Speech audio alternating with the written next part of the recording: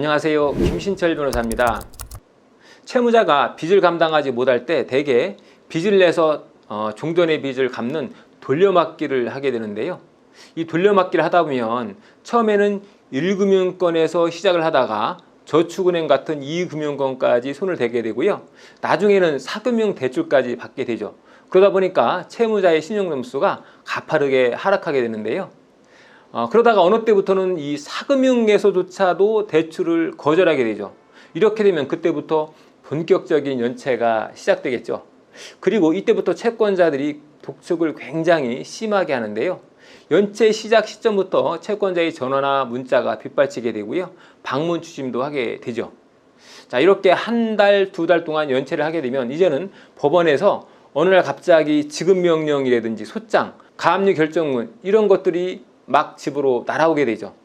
연체가 막 시작된 시점부터 대략 3, 4개월 정도 되는 시점에 이르면 채무자들이 독촉을 가장 심하게 받게 돼서 이때가 가장 심적으로 힘들다고 얘기하는 때죠. 이 연체의 늪에서 빠져나올 수 있는 그 대표적인 채무자의 구제 제도로는 신용회복위원회 워크아웃 제도와 개인회생 제도 이 두 가지가 있죠. 그런데 이 개인회생과 워크아웃의 신청 조건 중에 연체에 관한 조건을 헷갈려하는 분들이 많은데요. 이 워크아웃의 경우에는 90일간 연체가 되어야만 신청이 가능하지만 이 개인회생은 연체 전후 모두 다 신청이 가능하죠. 그래서 개인회생을 신청하는데 가장 적절한 시점은 오히려 연체된 이후보다는 오히려 연체되기 전이 더 좋다고 할 수가 있는 거죠. 이 개인회생을 신청하면 법원에서는 곧바로 금지명령이라고 하는 것을 내주죠. 이 금지명령은 채권자들로부터의 추심과 집행을 막아주죠. 그래서 연체 전에 신청을 하게 되면 아무래도 이 스트레스를 덜 받을 수 있다는 그런 장점이 있는 거죠.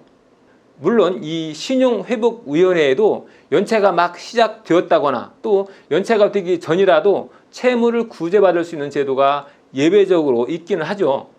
연체 전이나 연체 한 달 이내에 신청이 가능한 신속 채무 조정이라든지 또 연체가 30일만 경과해도 신청할 수 있는 프리 워크아웃이라는 제도가 있죠.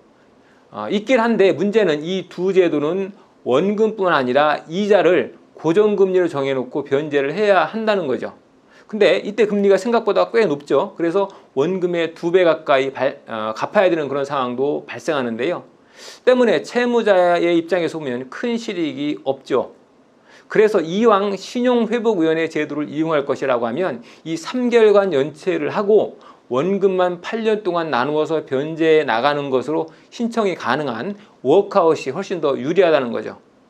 자, 그런데 이 워크아웃을 신청하려면 채무자는 어쨌든 3개월 동안 연체를 하면서 채권자들의 독촉과 압박을 견뎌야 한다는 거죠. 이게 문제인데요. 이 채권 추심 압박이 너무 심해서 일상생활이 어렵죠. 그래서 심지어 어떤 분은 개인회생을 먼저 신청했다가 나중에 연체 3개월이 되면은 워크아웃 신청 자격이 되니까 그때 갈아타기를 하겠다 이런 분도 있는데요. 자, 개인회생 제도는 연체되기 전이든 연체된 이후든 연체 여부와 관련 없이 신청이 가능한 제도죠. 그래서 이 연체되기 전에 채권자들에게 독촉이 시작되기 전에 바로 신청을 해서 곧바로 금지명령을 받고 채무변제 일자가 도래했을 때 채권자들로부터 추심해서 보호를 받는 것이 개인회생의 신청 시점으로는 가장 적합하다고 볼 수도 있겠습니다. 오늘은 개인회생을 연체 전에 하는 게 유리한지 아니면 연체 후에 하는 것이 유리한지 한번 알아봤습니다. 김신철 변호사였습니다. 감사합니다.